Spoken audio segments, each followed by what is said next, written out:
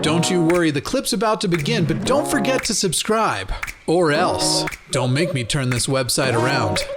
All right, so next up we've got OddVutFair. And he is wanting opinions on people who need religion to remain happy and alive, dependency on the hope that religion provides. So, hello there. I don't know if I'm pronouncing your name right. OddVutFair? That's correct. Yes, OddVutFair. Okay. Awesome. So, hey, how you doing? Oh, so far so good. Pandemic's weird, but I'm hanging on. It is definitely weird. So, what did you wanted opinions on people who need religion to remain happy? Yes, there's been a few times when I've engaged with someone who holds religious beliefs, and once they start being challenged, they start to threaten things and saying that without religion, there's no point in being alive. And I'm just curious as to how you, if you've ever come up to that situation, how you feel someone should act in that scenario. Dr. Josh, you want to go first? From the perspective of the person being told that if they don't have religion, that there's no point to living, from that perspective? From the perspective of the person engaging with the person that holds the religious belief, is it the job of the challenger to no longer challenge? So, like, if you're in a conversation between an atheist and a Christian, the Christian says you need religion in order to be happy, where, like, how should the atheist react to that? Is that right? No, it's more like when the atheist is talking to the Christian, and as the atheist is challenging the Christian's worldview, the Christian responds with, well, without religion, there's really no point for me to live. How would you go about if that situation came up? Yeah, I mean, again, not my field of expertise, but just in my opinion, sort of stepping maybe outside of the main point here is that maybe you're dealing with someone. I feel like if somebody gave me that response, it's possible that this is just someone who is going to be convinced against their will, right? And if they're convinced against their will, of course, they'll be of the same opinion still, as my grandfather used to say. So if that's the case, then I don't know where you could go. Assuming for a moment that that's a genuine statement, and it very well could be. I think that that's actually a very fair question for someone that holds to, as I did, an evangelical Christian for 25 years. When your life is grounded on the reality in your mind that Jesus Christ has lived and died for your sins, and that your ultimate purpose then in life is to not only trust in Him for your salvation, to get to this ultimate paradise, to live with Him in glory, but also to develop in your own sanctification. If you take that away, you take away that grounding and that purpose. Really, there isn't one, right? Because now it's in the mind of that individual. It's just sort of aimless wandering, do whatever I want to do. And so I think in that perspective, or from that perspective, my response has been, and probably would be, I get it. Like, yeah, that makes sense. And it's not an easy thing to deal with. And maybe it takes some time to work through how you have worked through that. And to say, look, I get that if there's no one telling you the rules of the game and how you have to operate in the game, you can seem kind of lost for a second. If you can't pick up that big, thick black book and say, well, I know what I'm supposed to do in this situation, that could be really challenging. But we have to find another way of doing it. So if we're thinking about issues of morality, well, maybe we come down to a perspective that we have created an objective, morality, perhaps, and we're doing things because we see based on human welfare or human flourishing or whatever, that this is the reason that we should behave this way and do these things. And so that becomes our new grounding. But again, I think what it does is that the main thing is to empathize, but then to ultimately say, there are answers to this. And the nice thing is we can develop them. We don't have to say, well, the book says in Leviticus 25, 44 to 46, slavery okay. So we have to keep plugging along with that or figure out some way to do away with it. We can say, no, we've got moral progression, and we've moved past that. So it's nice to have that freedom, I think. Mm-hmm. Yeah, and how I would respond to that is generally in a more, I guess, Socratic way, and that's asking more questions.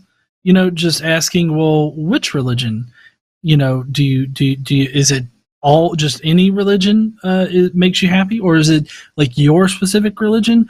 And then just continue, I guess, going from there. Like, well, if it's your specific religion, then are you saying that people outside of that religion aren't happy? How do you discern between your happiness and the happiness that somebody else feels? And I don't know. I feel like I've done enough, like watching apologist videos and researching different arguments, that I feel like I know how the Christian would respond, because just taking from Frank Turek, he's put out there that atheists steal from a religious worldview in order to be happy, and so they just kind of presume like it's all part of like them.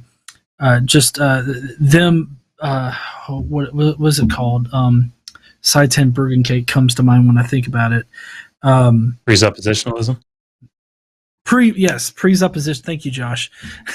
Presuppositionalism. It seems like it's just presupposing that you need religion in order to be happy, without actually, giving you good evidence that makes that particular connection. And so I generally, what I tell people is that you always got to know that there is a point at which a conversation is just not worth having, depending on there's a nuance of who you're talking with, like if it's your parents or something like that. But I mean, there's always a point where you have to recognize that nothing that you can say is gonna advance the conversation with this person, because they're pretty steadfast in what they believe, why they believe it, and it's just nothing's going to change their mind. Another thing I always think about is the fact that like I can't change anybody's mind. It's always the person that ends up changing their own mind. I might provide some argument, or I might point out something that doesn't make sense that they have to ruminate on or think about, but ultimately they are the ones that are going to change their own mind. So knowing where that line is, where to stop a conversation and just let them sort of I guess process the conversation, I think that knowing where that line is a pretty good skill to learn. Well, there's two things that I feel like responding with. Was the idea of only a person can change their own mind. I mean, I think that's true to a point, but there are ways that you can be responsible if, through a discussion with another person that leads them to cause self-harm to themselves, you will still be held accountable, even though ultimately the action and decision fell on themselves. And for the second part,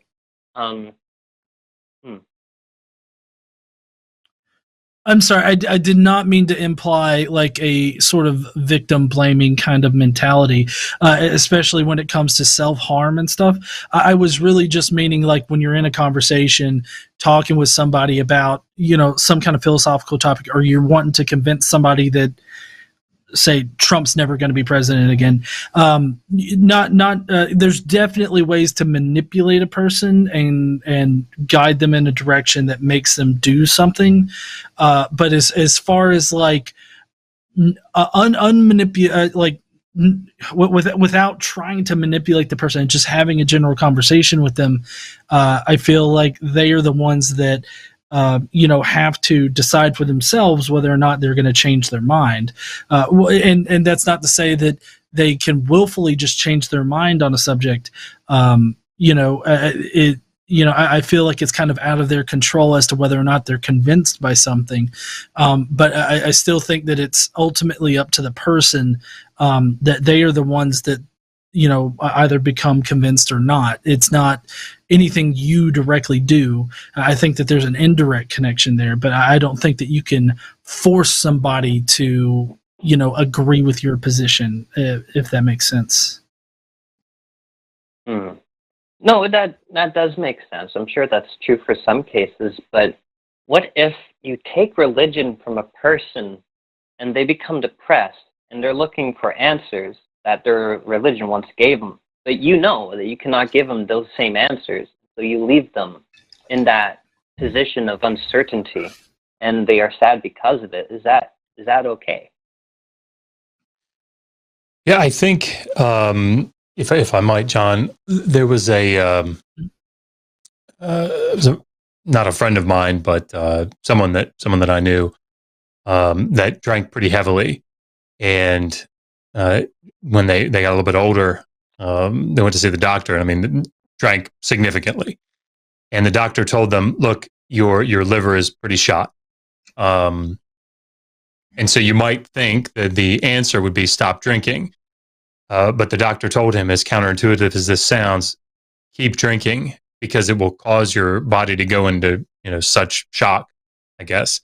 And, I'm not a doctor, so I can't vouch for that. But, assuming it to be the case, which I assume it was, he was in an interesting position where he was told to continue to do the thing that ultimately brought about his physical demise, right? So I think that those are circumstances that, as individuals, we have to sort of, on a case-by-case basis, feel out.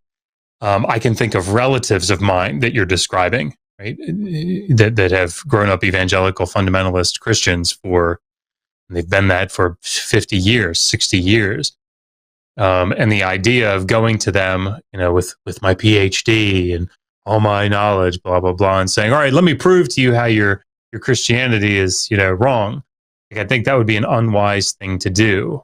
And I think that's based on what I consider to be human flourishing, right? And not that I'm an ethicist, but, as my understanding of it, it would do them, as you seem to be saying, more harm than good. Now, if they were lawmakers and they were passing, laws trying to ban members of the LGBTQ community from, marrying or from, being able to adopt or just having basic human rights, now I'm weighing out, for in a different way. Hey, you need to reconsider what it is that you think about these topics, even though ultimately that might bring about harm to them. It's bringing about greater good. And again, I'm not an ethicist, so nobody should go basing their moral positions on what I'm saying here. But those are the things that go through my mind. I like that. That's very useful.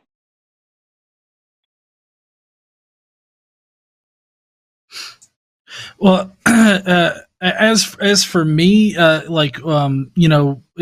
the result is, somebody leaving their religion and they're caught up in depression and stuff, I feel like religion provides you with an easy way to sort of ignore your problems, and removing religion kind of helps you face it, but can also be dangerous at the same time. But that's why foundations like Grief Beyond Belief exist. They can help people that are suffering from those types of things. And I feel like actually talking to a counselor or a therapist or somebody that can really help you work through that is the key in those situations.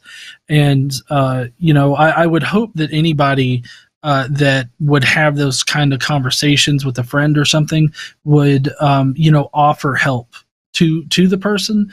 I know at least I would, but I can't speak for anybody else. So I would just suggest, like, if that were to happen to anybody that might be watching, listening, or whatnot, is you can get in touch with Grief Beyond Belief, and there's multiple other organizations out there that help you deal with that kind of pain that you might be going through.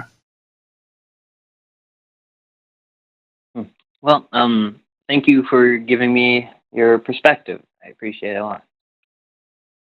Oh, we really appreciate you calling in, and we hope that you call in again. All right, fantastic. Thank you. Very well. Thank you. We'll see you later.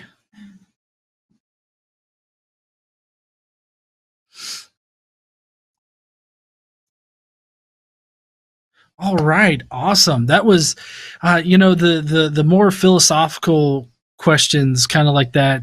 I generally stumble around my words, so I'm really glad that you're here tonight, Dr. Josh. I don't know that I was incredibly articulate. I think in so many circumstances, those types of questions. I remember taking some counseling courses when I was going through grad school, and I think we want to have sort of a one size fits all approach. I mean, I know that I do. That's what I'm looking for, right? If I confronted with this, then I say this. And I think so often there was a metaphor that my professor used. They called it climbing into the casket with a person, and that's a really vivid image, I think, for me. So often when people are struggling with things, struggling in depression or struggling with uncertainty, or that they're going to be faced with that, what we tend to do is sort of stay back and stay away and try to throw good answers to them, right? And throw good answers at them, perhaps, as opposed to taking their hand and climbing into that casket with them and feeling their pain and getting in touch with their struggle, or in this case, anticipating the struggle that would come.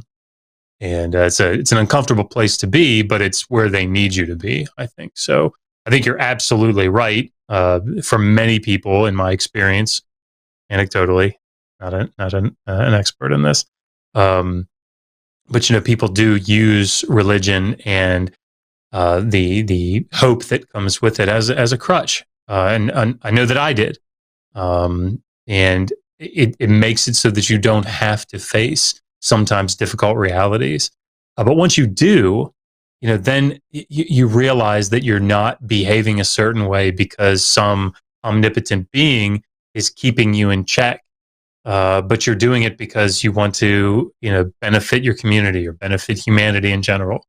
And actually, that can be very unifying, I think, as opposed to being divisive. Like, unfortunately, in my experience, religion often was. So.